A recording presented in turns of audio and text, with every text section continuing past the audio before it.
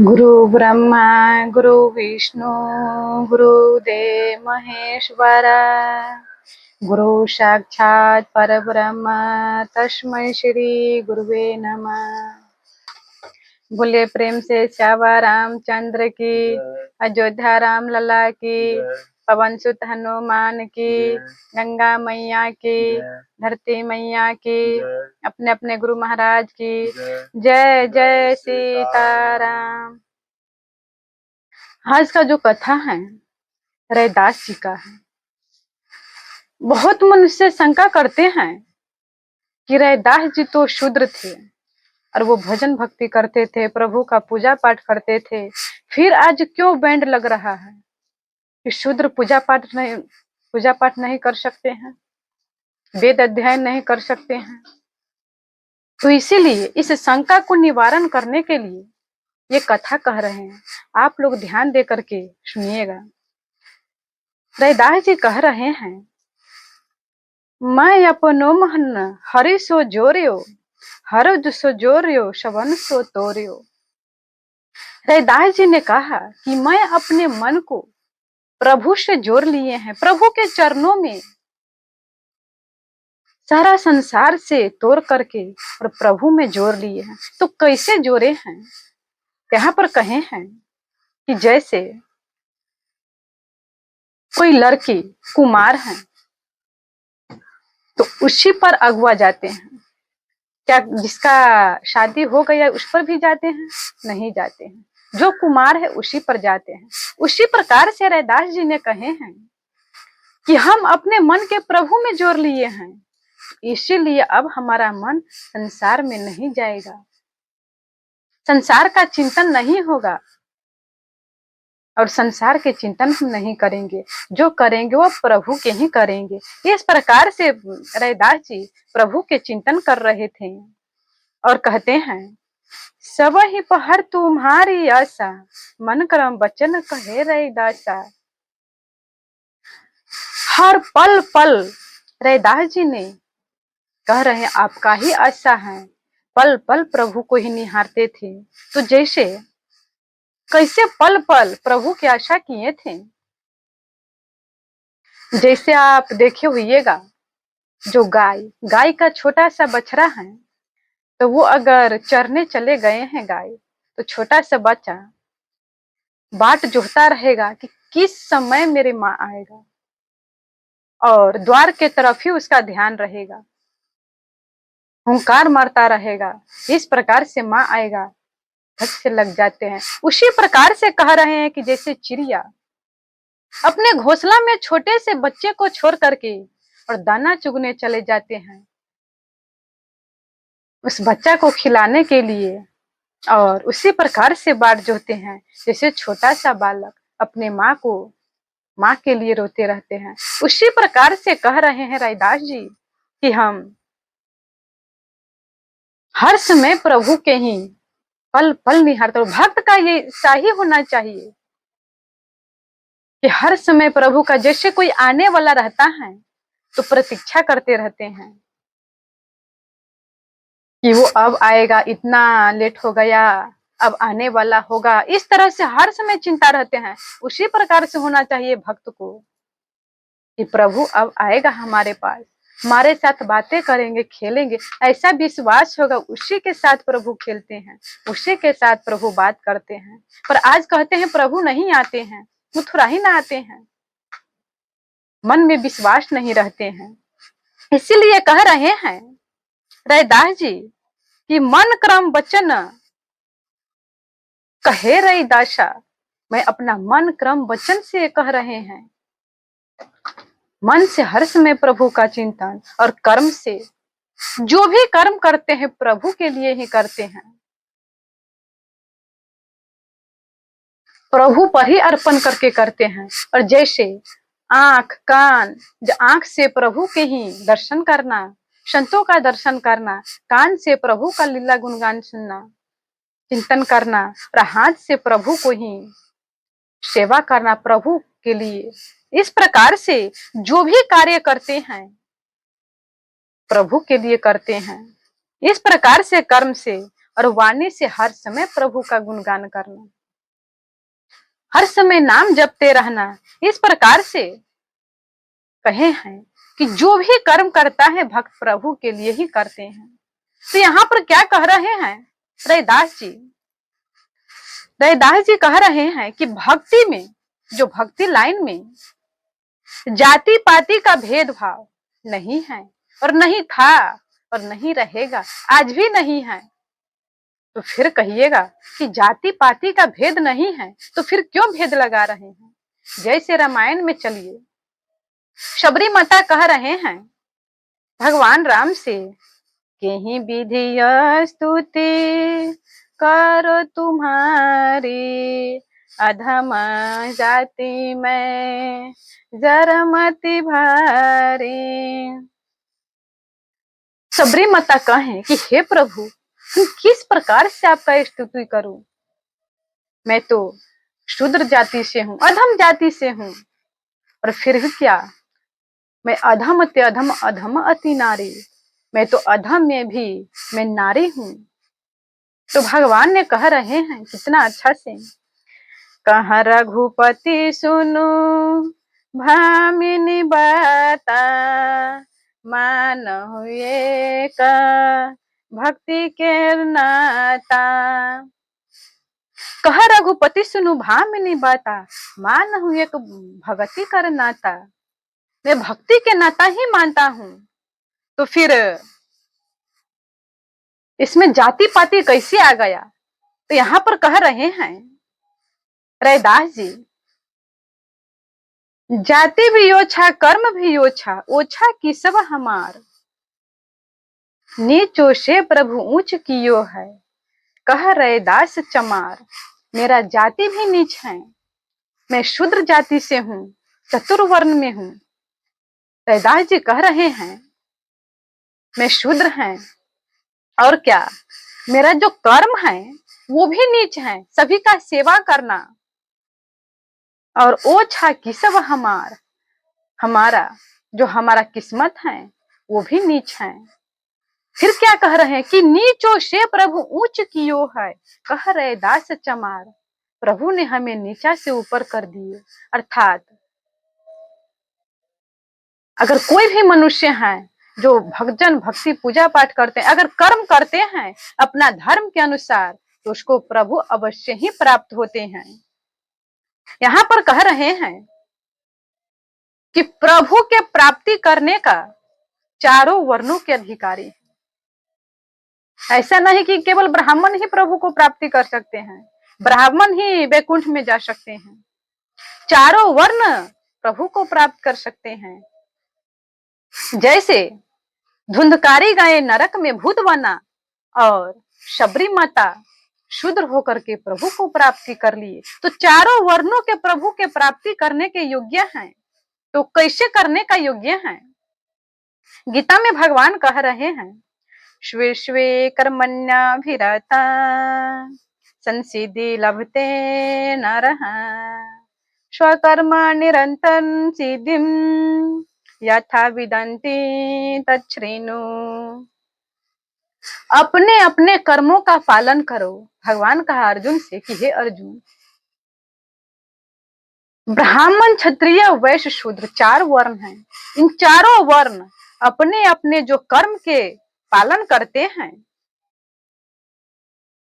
तो उसी कर्म में कर्म करते हुए प्रभु को प्राप्ति कर लेगा। और प्रत्येक चारों वर्ण प्रभु को पा सकते हैं। धर्म न दूसर सत्य समाना, आगम निगम न वेद पुराना। कह रहे हैं कि धर्म ही भगवान है, धर्म ही भगवान है। अपना अपना धर्म के अनुसार कर्म करते हैं, जो अपना कर्म है उसी के अनुसार करते हैं, तो भगवान उसी में प्रकट हो जाते हैं, उसी में खुशी हो जाते हैं। पर वो प्रभु पर सौंप करके करता है, तब निष्काम भाव से। जैसे अपना धर्म को पालन किए सुदामा जी, आप देखे होइएगा, सुदामा जी को इतना संकट पड़े, इतना दुख हुआ। भोजन के लिए 4 बालक थे, बिलक रहे थे, रो रहे थे, पत्नी भूखे थी, फिर भी किसी के द्वार पर हाथ नहीं फैलाए। इसका नियम था कि 5 द्वार से ही हम मांगे, फिर दूसरा द्वार पर, छठा द्वार पर कभी नहीं गए और किसी के द्वार पर हाथ नहीं फैलाए। जो प्रभु की इच्छा। तो क्या हुआ, भगवान ने उस धर्म को देख करके अपना कर्म के अनुसार भगवान स्वयं प्रकट हो गए। और क्या, प्रकट ही नहीं हुए, सुदामा जी का सेवा भी किए। तो इस प्रकार से धर्म ही प्रभु हैं। और अब क्षत्रिय में देखिएगा, दिलीप महाराज थे राम जी के वंश में। गुरु जी ने दिए थे गाय चराने के लिए, गाय की रक्षा करना और चराना। तो एक बार चरा रहे थे तो थोड़ा दूर गाय चले गए जंगल में। तो देखा तो रघु महाराज, दिलीप महाराज देखे तो नहीं था। तो फिर आगे ढूंढने लगे। जब ढूंढते ढूंढते थोड़ा जंगल में गए तो क्या देखा, एक बाघ उस गाय को खाने के लिए है, पर अभी खाया नहीं था। तो दिलीप महाराज कैसे थे, हाथ जोड़ लिए और कहा कि आप इस गाय को न खाएं, आपको मांसी चाहिए, इस गाय को छोड़ दीजिए और हमें खा लीजिए, क्योंकि गुरु जी रक्षा करने के लिए दिए हैं गाय। इस प्रकार से अपने जीवन को दांव पर लगा दिए, विनती करने लगे। ये क्षत्रिय धर्म कहते हैं। ऐसा नहीं कि अपना प्राण को बचाने के लिए दूसरा को प्राण हर ले, अपना प्राण दांव पर लगा देते हैं। तो उसी समय वो बाघ दूसर कोई नहीं थे, परीक्षा लेने आए थे। धर्मराज प्रकट हो गए और कहा कि हम तुम्हारे परीक्षा लेने आए थे। इस प्रकार से वैश्य में तुलाधार वैश्य थे,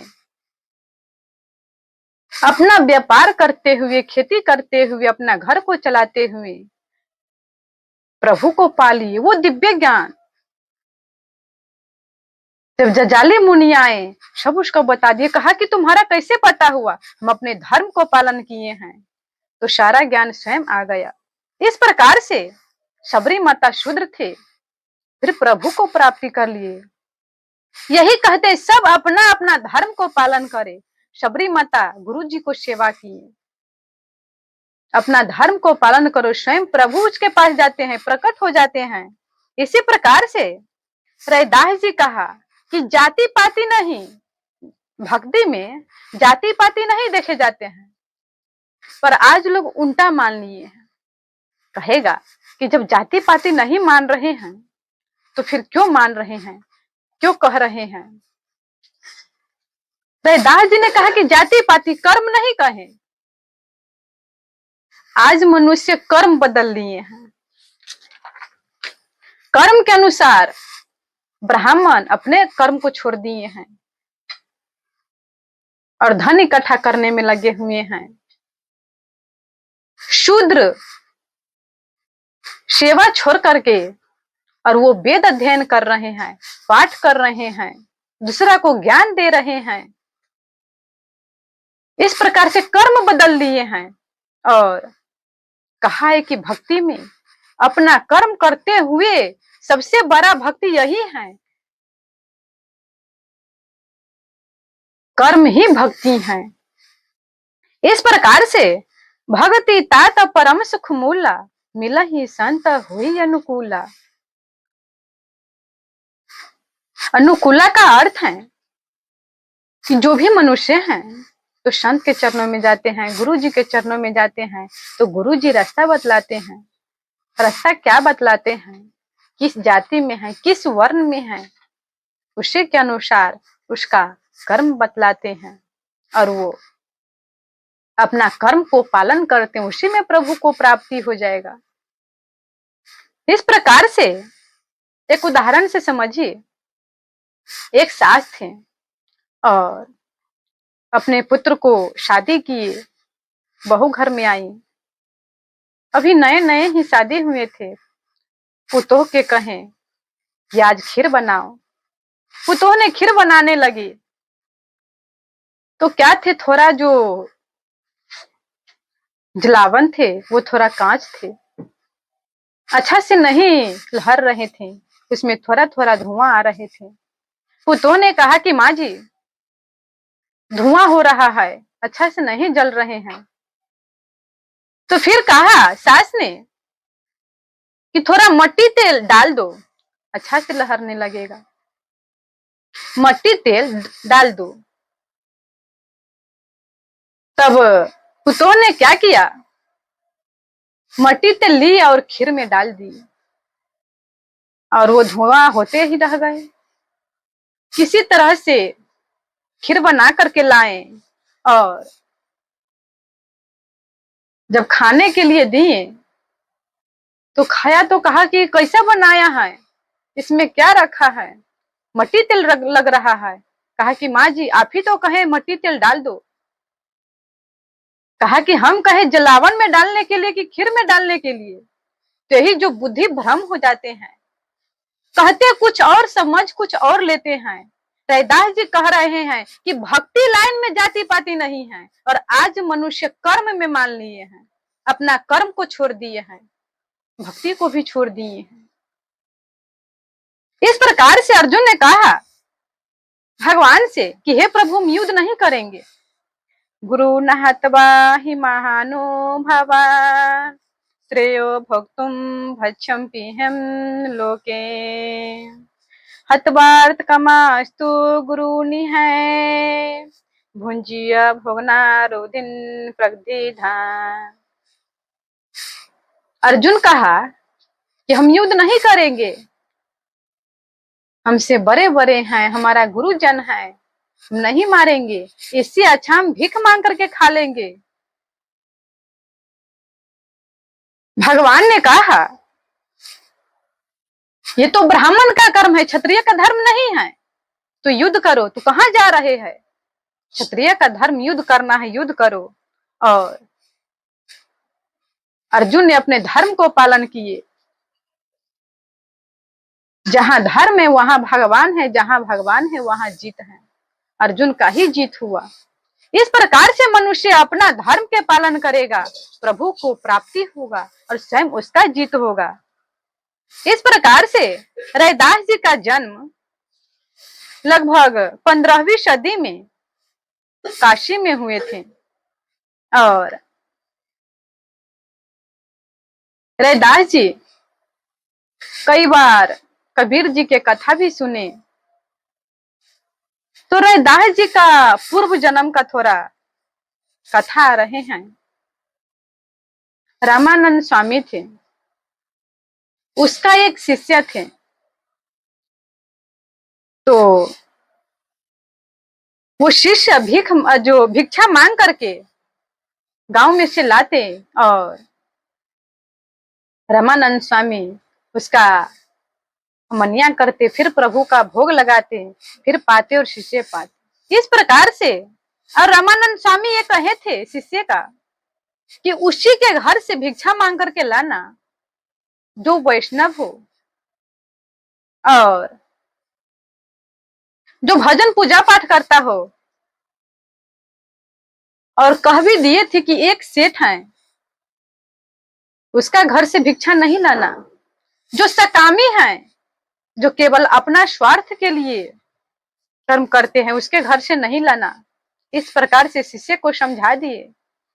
और रोज का काम था उस शिष्य का, रामानंद स्वामी के शिष्य का, वो भिक्षा मांग करके लाते और रामानंद स्वामी ने अमनिया करके प्रभु को भोग लगाते और पाते। इस प्रकार से एक बार क्या हुआ, जब भिक्षा लाने गए तो बहुत बारिश होने लगा। जब बारिश होने लगा तो एक बनिया का दुकान था, वहां पर रुक गए। बहुत जोर बारिश हो रहे थे, तो कहा कि थोड़ा देर रुक करके चले जाएंगे। तो बनिया ने कहने लगा कि आज कहाँ जाएंगे, आज तो बारिश हो रहे हैं, इसीलिए हम दे रहे हैं और आप ले जाइए। तो गुरु जी तो मना किए थे कि उस व्यापार से भी नहीं लेना, व्यापारी से। और जो सेठ थे उस व्यापारी को कहे थे कि किसी प्रकार से, इसलिए कह रहे थे कि उस सेठ के एक पुत्र नहीं थे तो बहुत से दुख में थे। तो कोई कहे कि अगर किसी प्रकार से आपका जो भोजन है या कोई भी सामग्री रामानंद स्वामी के पास पहुंच जाएगा तो आपका पुत्र हो जाएगा। तो उस बनिया को कहें कि आप किसी तरह से उस शिष्य को दे दीजिएगा, मना करके, चाहे किसी प्रकार से उसका पैसा हम दे देंगे। तो बनिया कहने लगा कि आप कहाँ जाइएगा, बारिश हो रहा है, ले लीजिए, सब दिन तो ले ही रहे हैं भिक्षा मांग करके, आज यहीं से ले लीजिए, गुरुजी को नहीं कहिएगा, नहीं जानेगा क्या हो जाएगा। इस प्रकार से और कहा कि ऐसे में आप जब खाली हाथ जाएंगे तो गुरुजी का वाणी का अवहेलना हो जाएगा, खाली हाथ ही आया है, प्रभु का भोग भी नहीं लगेगा।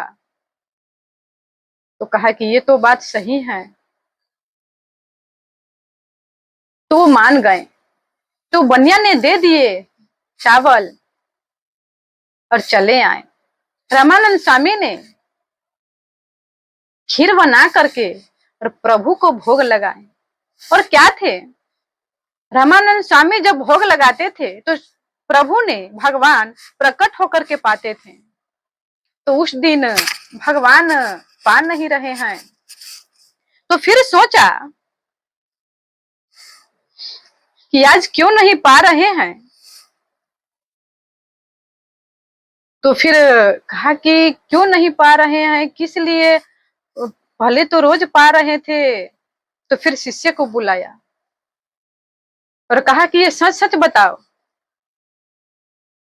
ये सामग्री कहाँ से लाए हैं।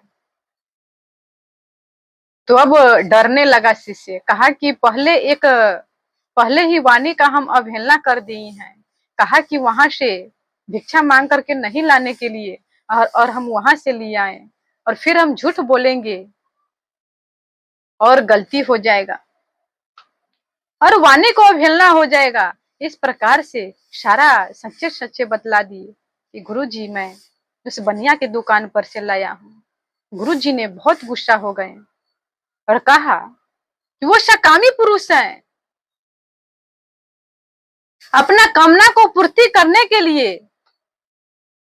वो भिक्षा दिया है, इसलिए प्रभु आज भोग नहीं लगा रहे हैं, और उसका मन में इच्छा है कि हमारा पुत्र हो जाए, और उसका पुत्र नहीं लिखा हुआ है, उसका पुत्र नहीं होगा। तो इसीलिए तुम ही जाओ और उस का पुत्र बनो। इस प्रकार से श्राप दे दिए। थोड़े ही दिन के बाद मृत्यु हो गया और फिर उसी के घर जन्म लिए। तो जब जन्म लिए, उसका पिताजी के नाम थे रघु। तो 3 दिन हो गया और रैदास जी दूध नहीं पी रहे थे। तो प्रभु की चिंता हुआ, भगवान को, आखिर तो भगवान का ही भक्त थे, भक्त के लिए भगवान के ही चिंता होता है। तो फिर सोचा, रामानंद स्वामी को कहा कि आप तो श्राप दे दिए हैं, उस घर में वो जन्म ले लिया है पर वो दूध नहीं पी रहा है, आप जाओ, आप जाइए और समझाइए रैदास को, अब तो जन्म ले लिया है, अब तो पीना ही पड़ेगा, उस घर में रहना ही पड़ेगा। तो गुरु जी ने एक शिष्य के कह दिए कि जाओ, से हम उसके घर आ रहे हैं, अच्छा से चौका लगा करके रखेगा, स्नान करके रहेंगे। इस प्रकार से रामानंद स्वामी ने आए। तो अब तो सारा काशी में और रामानंद स्वामी आए तो कहा कि उस बालक को हमारे गोद में दो। उस बालक को लिए, और वो तो पहले से ही भक्त थे, ज्ञानी थे। रामानंद स्वामी ने कहा उस बालक के कान में कि क्यों नहीं दूध पी रहा है। तो रैदास जी ने कहा कि गुरु जी, एक अपराध के लिए हमारा इतना बड़ा दंड मिले हैं कि इस घर में हम जन्म ले लिए हैं, शूद्र के घर में। और अगर हमारा माता पिता जो जन्म दिए हैं वो वैष्णव नहीं है, तो हम कैसे दूध पिए? इसीलिए आप इसको भी कंठी दे दीजिए तो हम पी सकते हैं। इस प्रकार से कहा तो रामानंद स्वामी ने उसके माता पिता को बुलाए और कहा कि ये बालक अभी दूध पिएगा, पर आप सबको एक बात मानना पड़ेगा। कहा कि क्या स्वामी जी, आप बोलिए। हाथ जोड़ लिए, कहा कि ये स्नान करके आओ। और दोनों एक साथ, तीनों को रामानंद स्वामी ने, दोनों पति पत्नी को, उस बालक को एक साथ ही कंठी दिए। तब फिर दूध पीना प्रारंभ किए। इस प्रकार से रैदास जी ने बचपन से ही नाम स्मरण करते थे प्रभु का, और साधु सेवा करते थे। जो साधु के सेवा में लग गए, तो फिर यहाँ पर कह रहे हैं कि साधु की सेवा क्यों की? रैदास जी चाहते तो गुरुकुल पढ़ना जाना चाहिए, वेद अध्ययन करना चाहिए, दूसरा को ज्ञान देना चाहिए, तो फिर ये क्यों नहीं किए? वो जानते थे कि हम शूद्र हैं, शूद्र का है दूसरा को सेवा करना। 4 आश्रम बतलाए गए, एक ब्रह्मचर्य और दूसरा घिरस, तीसरा में वानप्रस्थ और चौथा में सन्यास। तो अगर बचपन में भी ब्रह्मचर्य का पालन करते हैं, गुरुकुल में जाते हैं, तो जो शूद्र हैं तो वो तीनों वर्णों का सेवा ही करते हैं। फिर घिरस में सबको सेवा ही करते हैं। वानप्रस्थ में भी जो वानप्रस्थ हैं उसको सेवा करते हैं, पूजा के अधिकार, उसका फल स्वयं उसको मिलेगा। सन्यास में जो सन्यासी हैं तो उसको सेवा करते, सेवा ही करना धर्म है शूद्र के लिए। तो इस प्रकार से रैदास जी ने सभी संतों महात्मा की सेवा करने लगे और दान देने लगा।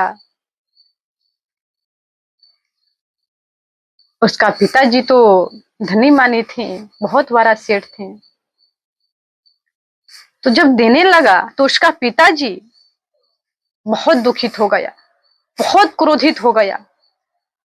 कहा कि तू अभी छोटा सा बालक है, कमाते हैं हम, और हमारा ही कमाई से तुम दान दे रहे हैं। अपना कमाओ और दान दो। इस प्रकार से थोड़ा बड़ा हुए,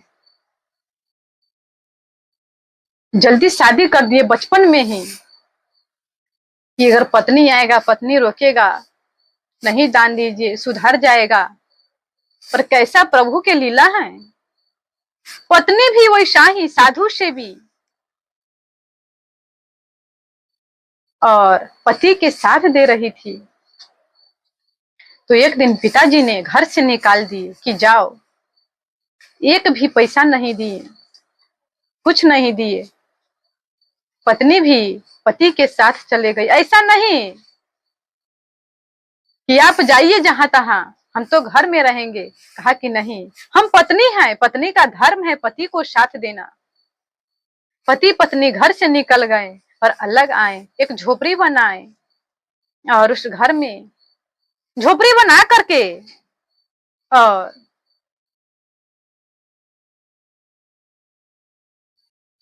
जो जूता सिलने लगे, बाजार से सूखा चमड़ा लाते और इस प्रकार से जूता सिलने लगे। अगर कोई संत महात्मा आ भी जाते तो उसको से पैसा नहीं लेते, कहता नहीं हम संतोष नहीं लेंगे। इस प्रकार से रैदास जी ने सेवा करने लगे, उसी में प्रभु का भजन भक्ति करने लगा। रैदास जी निंदा अपमान स्तुति इससे ऊपर थे और प्रभु में ही मन लगाए थे। मन लागो मेरो यार फकीरी में। और इस प्रकार से प्रभु के भजन भक्ति करते हुए, प्रभु का नाम स्मरण करते हुए अपना घर को चलाने लगा। तो कह रहे हैं कि कबीर जी भी शूद्र हैं, तो अपना कपड़ा बुनना नहीं छोड़ा। कहा कि हमारा ये धर्म है, कपड़ा बुनते ही रह गए। इसी प्रकार से रैदास जी अपना धर्म को नहीं छोड़ा, कहा कि नहीं हम शूद्र हैं, मेरा ये कर्म है, इस प्रकार से करने लगा। तो रैदास जी जहां सेवा कर रहे थे, जूता को सिल रहे थे, उसके सामने सामने एक मूर्ति था भगवान का, उसी को निहारते और सेवा करते, प्रभु का नाम लेते हुए इस प्रकार से और प्रेम में गाते रहते। क्या गाते हैं? प्रभु जी तुम चंदन हम पानी, जाके अंग अंग बास समानी। प्रभु जी तुम धन बन हम मोरा, जैसे चितवत चंद चकोरा। आप चंदन हैं, हम पानी हैं। जैसे चंदन भी लगाएगा तो पानी लेकर के ही, इस प्रकार से दोनों अलग नहीं है। इसी प्रकार से हम और आप, मैं आपसे कभी नहीं अलग हूं। और जैसे जब बादल लगते हैं तो मोर नाचने लगते हैं, उसी प्रकार से मैं आपको दर्शन करके मैं इस प्रेम विह्वल में हो जाऊं। प्रभु जी तुम दीपक हम बाती, जाकी ज्योति जरे दिन राती। आप दीपक है तो हम बाती हैं, जब दोनों मिलकर के ही उजाला देते हैं। उस प्रकार से मैं सदा आपके चरणों में रहूं और ये सांस चलता रहे, मैं आपका नाम स्मरण करती, एक भी सांस मेरा खाली न जाए। प्रभु जी तुम मोती हम धागा, जैसे सो नहीं मिलत सुहागा। अगर मोती धागा में है तभी तो वो माला है, धागा से अलग होगा पूरा बिखर जाएगा। उसी प्रकार से हम धागा हैं, आप मोती हैं, सदा मैं आपके चरणों में रहूं। इस प्रकार से प्रभु का स्तुति करते थे, प्रभु के नाम लेते थे। और जब रैदास जी ने सेवा करते और इतना आर्थिक स्थिति देख करके, धन संपत्ति नहीं थे, एक भी पैसा नहीं थे घर में, तो भगवान कहा कि हमारा जो भक्त है बहुत गरीब है, उसको थोड़ा धन देना चाहिए। जो धन भी थे, थोड़ा पैसा है, इस प्रकार से अपना जिंदगी बिताएगा। तो भगवान क्या किए, एक संत का वेश धारण किए और संत के वेश धारण करके रैदास जी के पास आए और कहा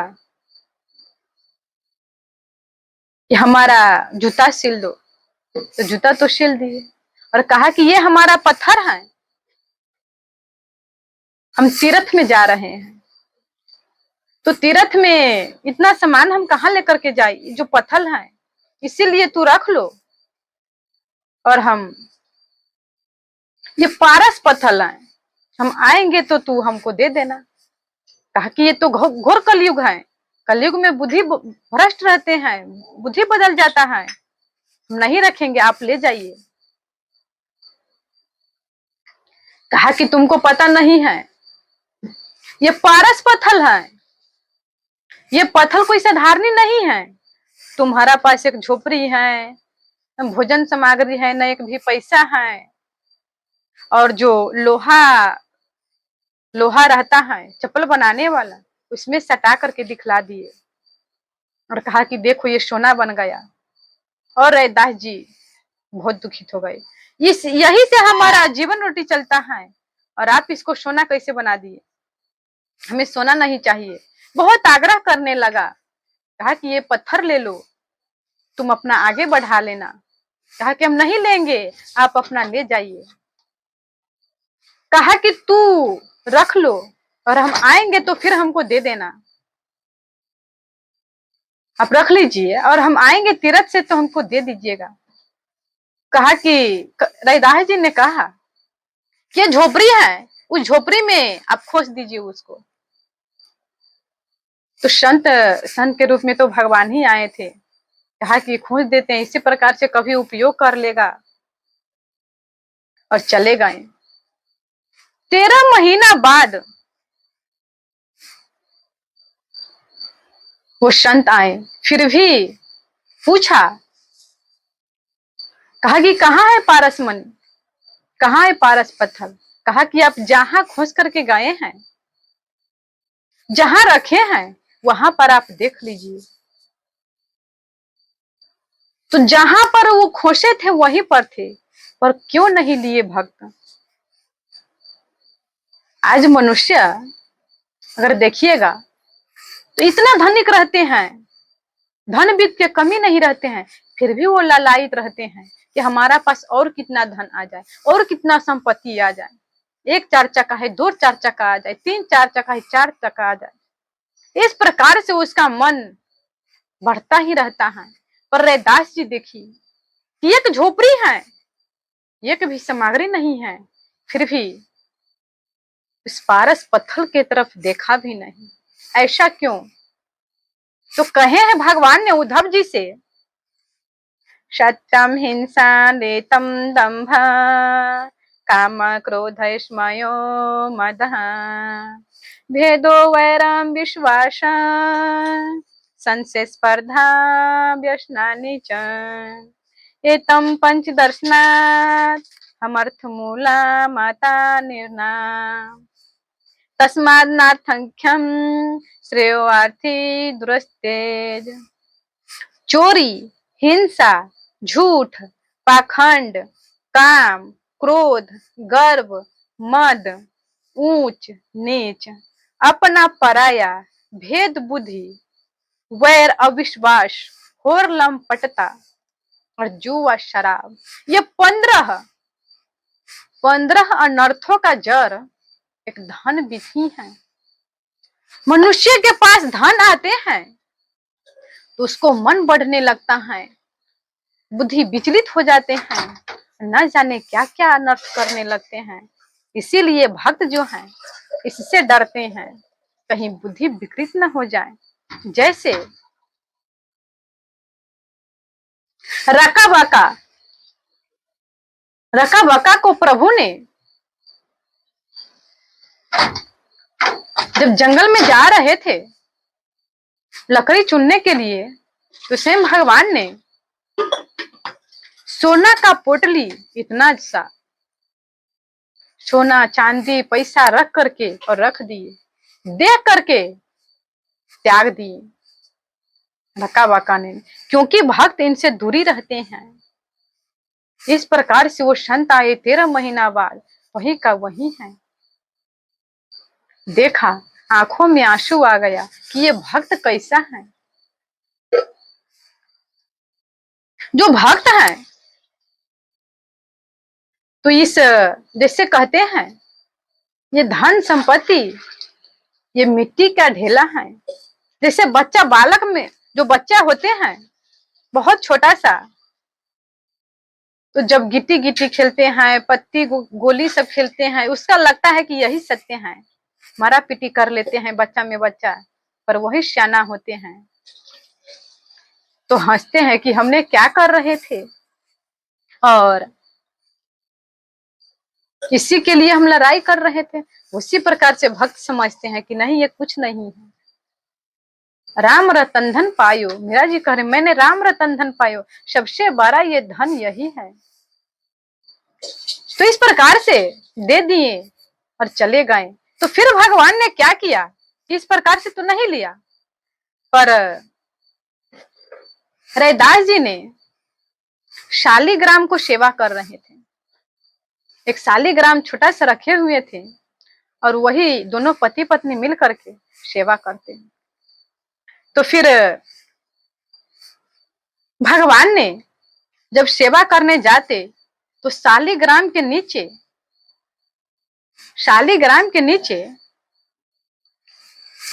2 सोना का मोहर निकला। कहा कि ये कैसा हो गया, यहाँ कैसे आ गया? पत्नी से पूछा, कहता है कि स्वामी हम नहीं जानते हैं कैसे आया। रैदास जी ने क्या किया, चिमटा से, जो चिमटा होते हैं उससे उन दोनों पैसा को पकड़े, सोना के थे, और फेंक दिए बाहर गंगा जी में जाकर के। फिर दूसरा दिन आया, फिर दूसरा दिन फेंक दिए। इस प्रकार से कहने लगा ये शालिग्राम तो कैसे आ रहा है, भगवान ही ऐसा कर रहा है, भगवान को ही डाल दो गंगा जी में, और प्रभु का सिर्फ नाम लेना है। तो कहेगा कि शूद्र का तो पूजा करना माना है, वो भगवान को नहीं छू सकते हैं, तो फिर कैसे पूजा कर रहे थे? तो रामानंद स्वामी के शिष्य थे, रामानंद स्वामी ने शालिग्राम दिए थे, पूजा कर रहे थे, पर ये तो शाप के कारण शूद्र बने हुए हैं। तो जब गंगा जी में स्नान करने जा रहे थे एक दिन रैदास ने, तो शालिग्राम मिल गए। वो पूर्व जन्म का ही उसी का शालिग्राम थे, पहचान लिए, वो अपना घर ले आए और पूजा पाठ करने लगे। तो फिर बहुत पंडितगण को पता हुआ और कहे राजा को, राजा समझते थे कि नहीं ये रैदास कोई मामूली नहीं है, ये बहुत बड़ा भक्त है। तो इसका मन में तो उतना विकृति नहीं हुआ, पर पंडित के कहने से ये महामारी फैल जाएगा, अकाल पड़ जाएगा अगर अपना धर्म को उल्लंघन करेगा। तो फिर वो राजा आए और कहा कि आप क्या कर रहे हैं रैदास जी, आप तो चतुर्वर्ण से हैं और आप शालिग्राम को क्यों पूजा कर रहे हैं? कहा कि ये हमारा पूर्व जन्म का है, हमारा पूर्व जन्म का मिल गया है तो हम सेवा कर रहे हैं। तो बहुत विरोध करने लगा। तो कहा कि इसका परीक्षा लिया जाए, अगर सत्य है इसका पूर्व जन्म का। ब्राह्मण ने कहा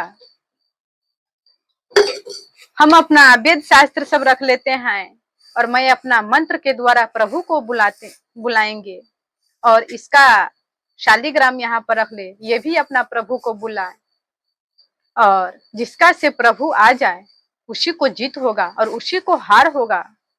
जिसका से प्रभु नहीं आएगा और जिसका से हार होगा वो अपना धर्म को छोड़ दे। पंडित ने कहा कि हमसे अगर प्रभु नहीं आएंगे, प्रभु नहीं प्रकट होगा, तो रैदास जी अपना पूजा पाठ करते रह जाए, हम नहीं मना करेंगे। अगर रैदास जी से प्रभु प्रकट हो गए तो हम अपना धर्म को हम नहीं वेद अध्ययन करेंगे। इस प्रकार से कह करके तो फिर रैदास जी ने इस प्रकार से रैदास ने, वो पंडित बहुत पुकारने लगे, 2 दिन हो गया, 3 दिन हो गया, भगवान प्रकट नहीं हुए। तब वो हार गए और कहा कि अब आप बुलाइए। रविदास ने प्रभु का पुकारने लगा हृदय से, कहा कि प्रभु आ जाइए, ऐसे में आपका भक्त का अपमान हो जाएगा, क्या मेरा आप निंदा नहीं सुनेंगे? तो फिर भगवान ने प्रकट हो गए तो कहा कि जीत यही है, इसी का हुआ है। और फिर एक और भी दिखाएं, एक लीला दिखाएं। रैदास जी ने कहा कि हम एक जन्म हम शूद्र बने हैं, तो आप लोग हमारा कह रहा है शूद्र है, मना कर रहे हैं, पर हम 7 जन्मों के पंडित हैं, 7 जन्म से हम पंडित हैं। कहा कि कैसे, इसका कोई प्रमाण है? कहा कि हाँ, हमारा पास प्रमाण है। और उसी समय रैदास जी ने कहा कि लो देखो, जैसे हनुमान जी अपना सीना फाड़ करके सीताराम को दिखलाएं, उसी प्रकार से रैदास जी ने अपना सीना चीर करके और 7 जनेऊ दिखाएं। कहा कि देखो, और सोना के जनेऊ थी। यही प्रमाण है।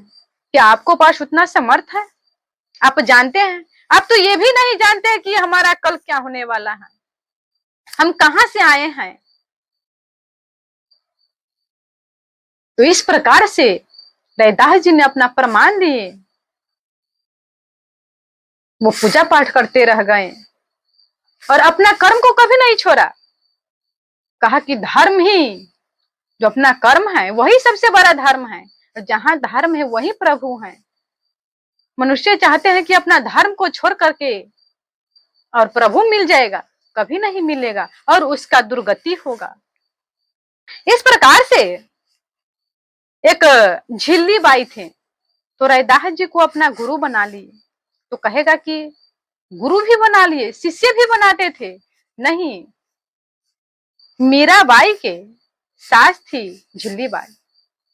तो जब जा रहे थे, बहुत ख्याति सुन रहे थे, ये जो इतना बड़ा है, तो कहा कि हम क्यों नहीं इसको गुरु बनाए। और जब जा रहे थे तो एक और भी कौतुक देखे, और क्या देखे कि जब जूता सिल रहे थे तो वहां पर एक छोटा सा बालक धागा दे रहे थे। वो झिल्ली बाई समझ गए कि ये प्रभु हैं, भगवान अपने भक्त को हर कार्य करने के लिए तैयार हैं, और नौकर भी बन जाते हैं, सेवा करते हैं। उस प्रकार से रैदास जी को दे रहे थे। वो झिल्ली बाई ने देख लिया, प्रणाम किए और कहा कि रैदास के चरणों में, और कहा कि हम आपके शिष्य हैं, आप मेरा गुरु हैं। रैदास जी ने कहा कि नहीं, हम शिष्य नहीं बनाएंगे, हमारा ये धर्म नहीं है। तो झिल्ली बाई ने कहा कि नहीं, आप ही मेरा गुरु हैं, मैं आपका शिष्य हूं। ऐसा कह करके राम राम जपते हुए चले गए। जो तुम तोड़ो राम, मैं नहीं तोड़ो, तुमसे तोड़ो कवन से जोड़ो। रैदास जी कह रहे हैं कि आप अपना से नाता हमें तोड़ देंगे तो हम किससे जुड़ेंगे? आपको जैसा इस संसार में कौन है? आप जैसा कोई नहीं है। मैं आपसे कभी नहीं नाता तोड़ेंगे, आप ही मेरे सब कुछ हो। जैसे कह रहे हैं मनु जी कि आप सरिस खोजो कहां जाए, आप अपना जैसा ही पुत्र दीजिए। तो भगवान ने कहा कि हम कहाँ खोजने जाएंगे, इसीलिए हम ही प्रकट होकर के आएंगे। तो भगवान के जैसा कौन है संसार में? जो भक्त भगवान को दर्शन कर लिए तो भला वो संसार में भूल सकते हैं? जो भगवान को जान जाएंगे, तो इसीलिए कहा कि आप ही मेरे सब कुछ हो। तो रैदास जी ये समझा रहे हैं, जाति पाति नहीं, भक्ति में कहा है जाति पाति नहीं। और आज मनुष्य कर्म में मान लिए हैं, कर्म में नहीं कहे हैं। इस प्रकार से सभी से यही विनती है कि अपना आज जो अकाल पड़ रहे हैं, कहीं युद्ध हो रहे हैं, कहीं महामारी फैल रहे हैं, कहीं भूकंप हो रहा है, ये क्यों हो रहा है? क्योंकि अपना कर्म को छोड़ दिए हैं, अपना धर्म को छोड़ दिए हैं। और न जाने दूसरे दूसरे को कर्म कर रहे हैं। तो इसीलिए रैदास जी कह रहे कि अपना धर्म को पालन करो, वहीं प्रभु प्रकट होंगे। बोलिए प्रेम से श्यावर रामचंद्र की, अयोध्या राम लला की, पवन सुत हनुमान की, गंगा मैया की, धरती मैया की, छप्पन कोट देवता की, अपने अपने गुरु महाराज की। जय जय सीता।